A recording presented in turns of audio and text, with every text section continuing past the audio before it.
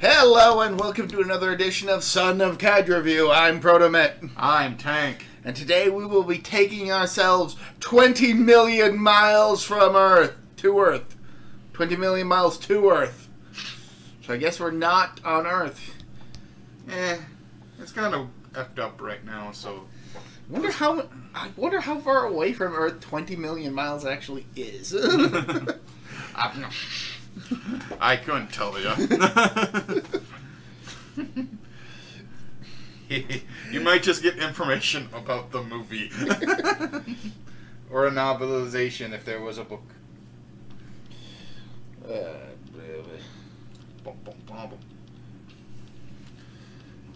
So, the movie starts out with two guys and a kid fishing.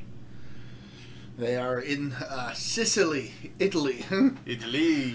They are off the coast fishing with a bunch of other fishermen when a rocket ship crash lands in the ocean. Yeah, honestly, it kind of looks more like a spaceship than a rocket ship. You're right, it's just giving me information about the movie despite changing the to a from.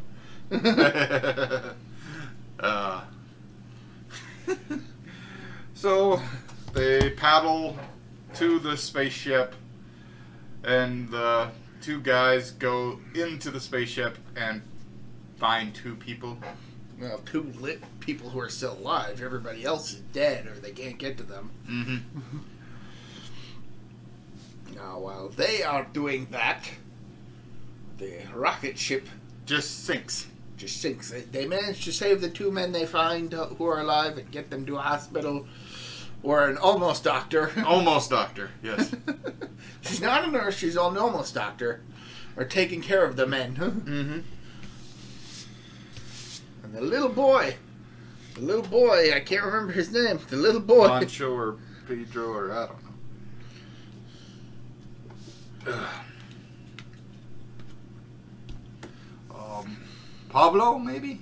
Pepe. Yes, Pepe. I didn't want to call him Pepe, but because I thought that probably wasn't going to be the right name. But nope, it's Pepe. Pepe. And he likes cowboy stuff from Texas, I guess. Yes. And honestly, it wouldn't be too surprising if it turned out this kid was not Italian, because he sounds a bit more Hispanic. Yeah, he sounds a little more Spanish speaking. I mean, I do know that Italian and Spanish are, like, sister languages, but this kid just sounds like he came from Mexico. Yeah. To be quite frank. Mm-hmm.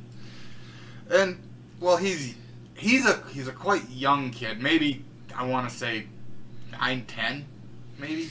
The only thing Wikipedia says is that he's a little boy. And a dumb little boy given the situations that happen, but...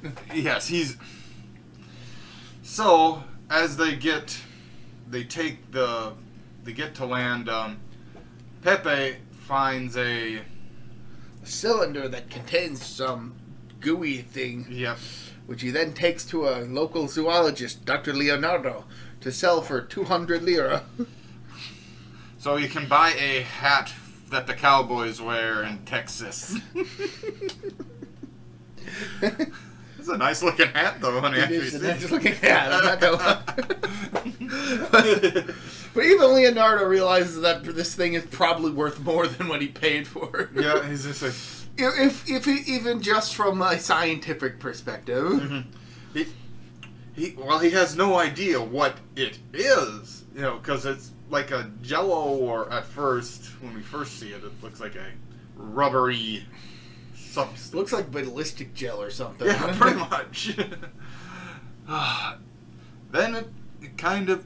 like a rubbery slime type situation. Also, Leonardo is the grandfather to Marissa, the almost doctor, who is taking care of the injured spacemen.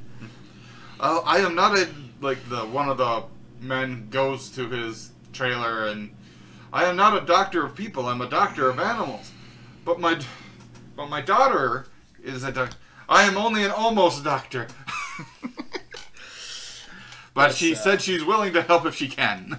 Yeah, one of the astronauts, Calder, Bob Calder, wakes up and tries to rouse his other teammate, Dr. Sharman, who is in a far worse condition than him. I don't know if that's a burn on his face or that was like... According to this, he is in the last throes of the fatal disease that killed the other 8 crewmen. So that's why so many of them are dead. Some mystery disease, which certainly looks like some sort of burn. Yeah. It's like I was like, man, that looks like they took a heavy dose of radiation, which has nothing to do with this movie. No, not at all. No. This is one of the few atomic age movies where radiation isn't a factor at all. We have an alien. Yes, which hatches from the egg. And Leonardo finds it and cages it. So that he can study it. The transaction to it being stop motion, and it turns right into a toy. It turns into a prop that he shoves in. Yeah, it is noticeable that it is a prop when he's actually holding it. Yeah, but Ray Harryhausen's special effects work on this movie are great. I mean, I will admit there are some moments here and there where they don't look the greatest, but for the time, they look fucking fantastic. Yes. Like there's a reason why he's a legend in the special effects industry. If you don't believe us, watch this movie or watch any of the old the thing with the Kraken in it. Did he do that? Did he do Clash of the Titans? He did do... that was his last movie, too. Clash of the Titans. Cool. But yeah, he did the original Mighty Joe Young, Seven Voyages of Sinbad, Jason and the Argonauts, and a bunch, and several others that aren't listed at the top of his Wikipedia page. Oh, the stop motion is really, really good, but yes, like you said, it's not like New Empire, where, we're used to that stuff. And, that's so fake. It's just like, so is that? But it just looks realistic. Yeah, admittedly, we watch these movies for the escapism, not to be told this is real. It's like, no, it's not. We're just here to have fun. Yep, exactly. If we learn something along the way, that's a bonus. If we get an allegory to that, that's fine. Yep, exactly. So, the creature gets a little bit bigger and gets out of the cage. Yeah, as they're trying to transport it. Now, before that happened, in the morning, after Leonardo cages it, Calder and some other military men go looking around to try and see if they can find the cylinder that contained the egg that Pepe found. And Pepe is so worried that they're going to take his hat. Like, he's more concerned about them taking his hat. Like, he certainly looks like he did something wrong. The way he's speaking is just incriminating himself, mostly. It's like, you're not going to take my hat, are you? Why would we take your hat? You know something? Maybe. It's like, it's an empty cylinder. It's because it's also because the military men mentioned that there is a reward for like 500,000 lira for this information, which Pepe gets. Yep, he does get it because he shows him the cylinder. Then he tells him that he sold it to the Dr. Leonardo. Yeah, Dr. Leonardo for. And some other locals help to describe what kind of vehicle Leonardo has so that they can look. So it's like, and that's all of Pepe's involvement in the movie. He's out for the rest of the movie, which is fine. Yeah. He served his purpose. Question: is he as bad as the kid in Gamera? Nah.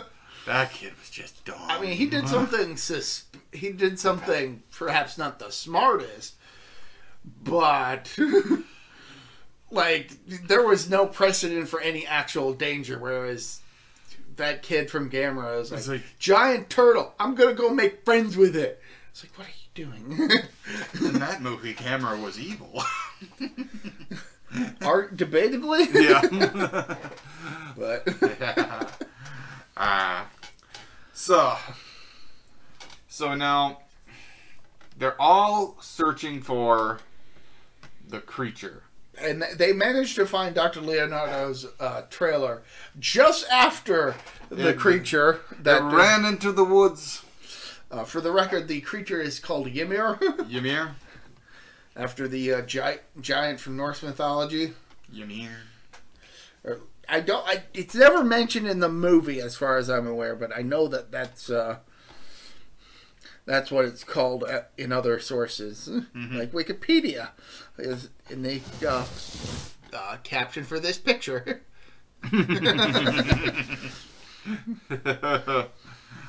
Oh, so the creature pretty much, or Ymir, ends up in a farm, startling all the horses and animals, and then a dog comes and attacks it, and then poor dog. Yep. Even is his name Bill or Bob? Bob goes, yeah, they're usually very respectable or nice. They're not aggressive unless you're aggressive first. Yes. So that dog must have jumped him, and then poor pup. So Calder is trying to lure it back into a cage, and the farmer, having heard what Calder said about it, decides to stab it with a pitchfork from behind.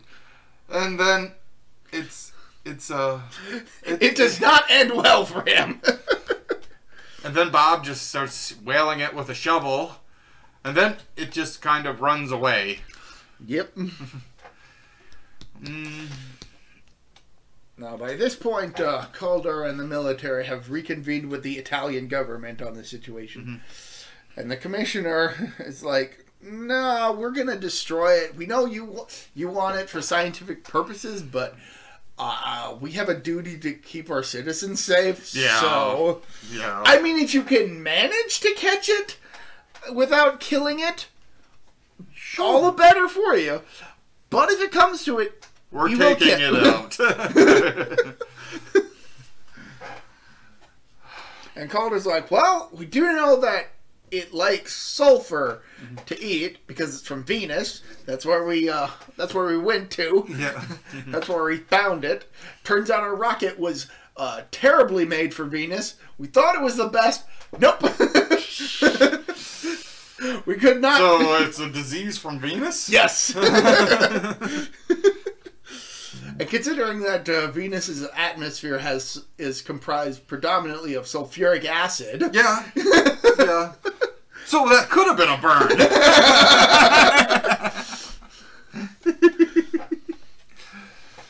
But it eats sulfur. It has a weakness to electricity, which he doesn't go into the exact details of how they found it out. He just mentions that they found it out by chance, by accident, unintentionally.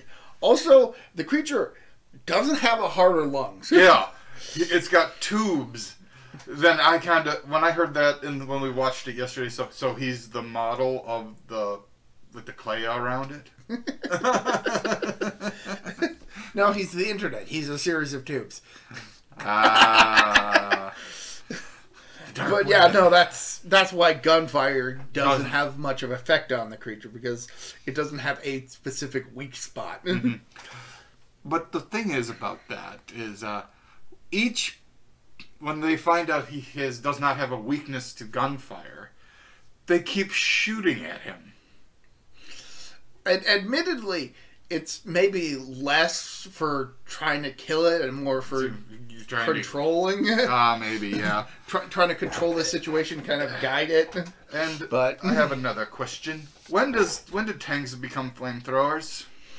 That's a good question. That will be brought up later. Because that's not at this point yet.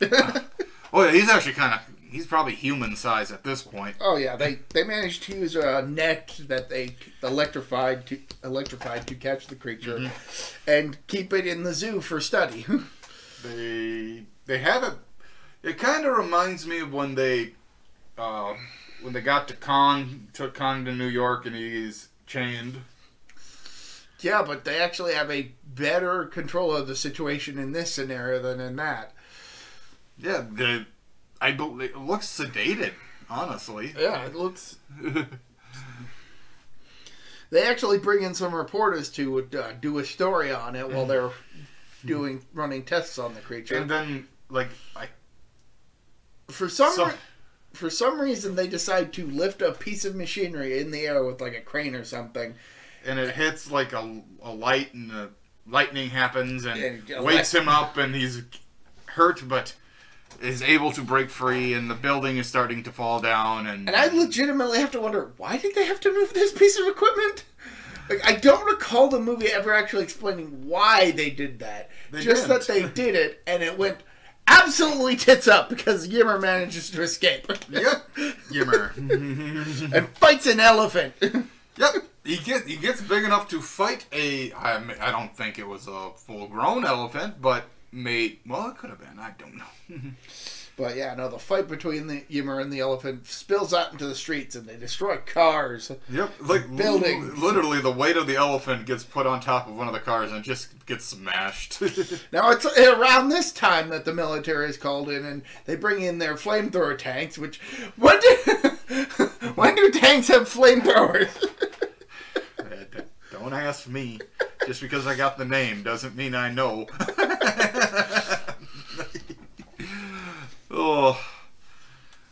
Yeah, so it flees again. It tries to flee into the river Tiber, but they manage to use grenades to bring it back up to the surface. Which I forgot was what happened. That's what Wikipedia says, so I'm going to have to trust them. Yep. I do remember them throwing grenades into the water. I don't remember seeing him jump into the water.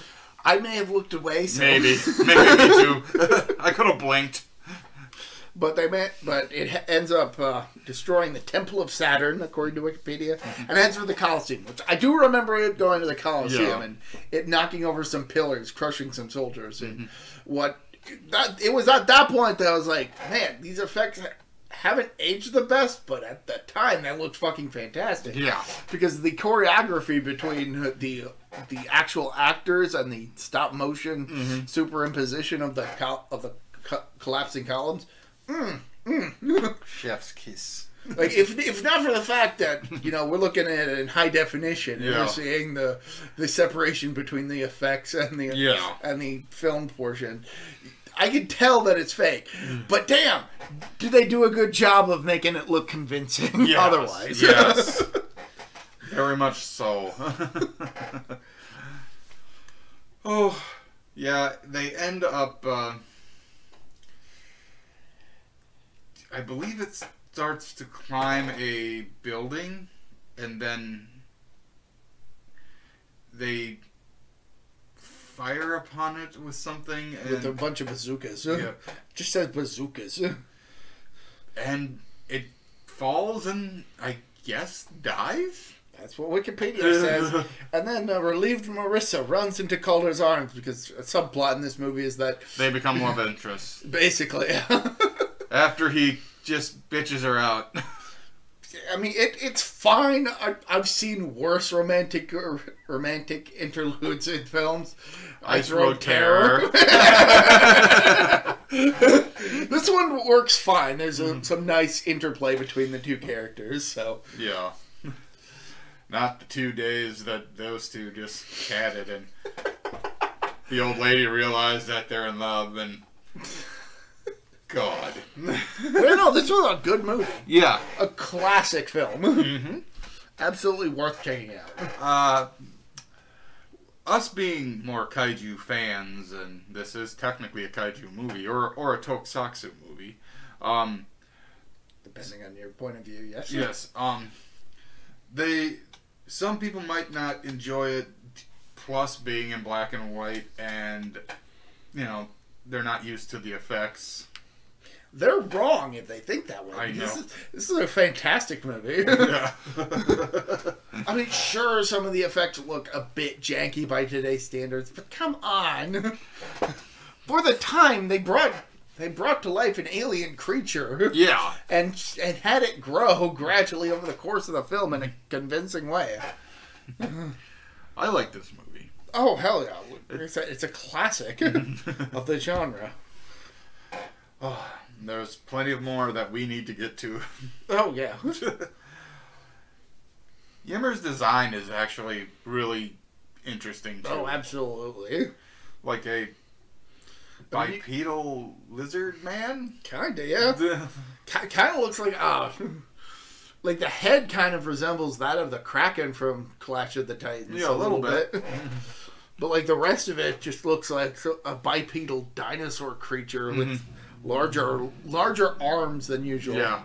Which brings to mind Atomic Rex, because it apparently has some pretty strong arms in the book. Just bulky. Keep having to remind myself, this isn't a T-Rex. This guy is swole. He's like, swole. He's jacked. Those are some great books, by the way. Oh, I really got to pick up some more of those, but that's besides the point of this video.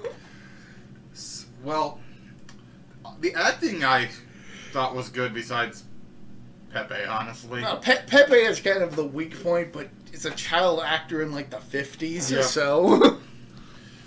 And no offense, you probably got better in the future. Child actors kind of sucked back in the day. Oh, yeah. Like, even watching tokusatsu shows from like the 70s and 80s, like, wow, these are terrible kid actors. I remember the last time I watched Ron Howard is like one of the few exceptions. Exactly. Like, he was a great actor for Andy Griffith's show. Like the Just Beyond. Some of the kids in that were oh. Do y'all have brains in your head? Get yourselves in awkward situations and then you're kidnapped by monster people. Bart Bradley played Pepe. I wonder.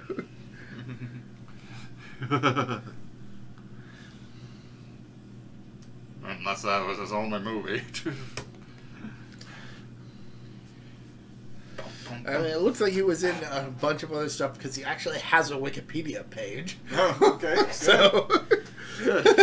Hopefully, he had a good career. And even the top of the article mentioned some program that I've never heard of as being what he's most famous for. So it isn't a case of this person played the kid in 20 million miles from Earth. It's like, okay, so he went on to have a more successful career where that's good. But yeah, aside from Pepe, all the actors in this and actresses in this movie do a fantastic job with their roles.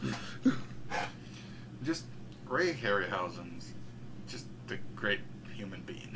Yeah, this was according to the top of the article, this was one of a number of films between Schneer, Columbia, that were basically just made to showcase Harryhausen's effects work. There you go.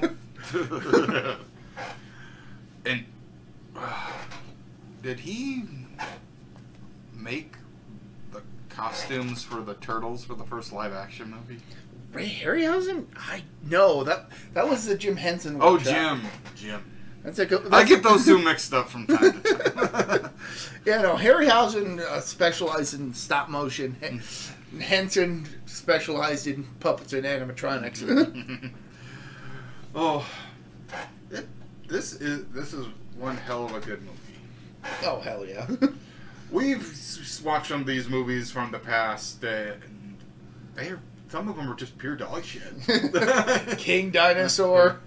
That's just an iguana. That's not even a dinosaur. Monster from Green Hell. When are we going to get to the fireworks factory?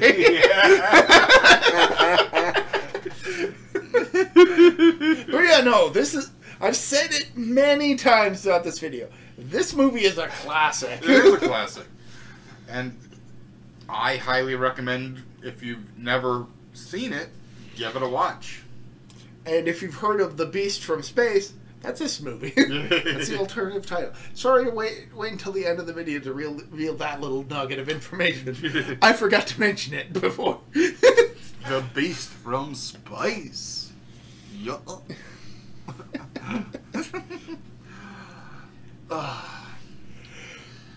Oh, I really don't have much more to say here. Neither do I. So until next time, I'm Proto Man. I'm Tank. See ya. Bye.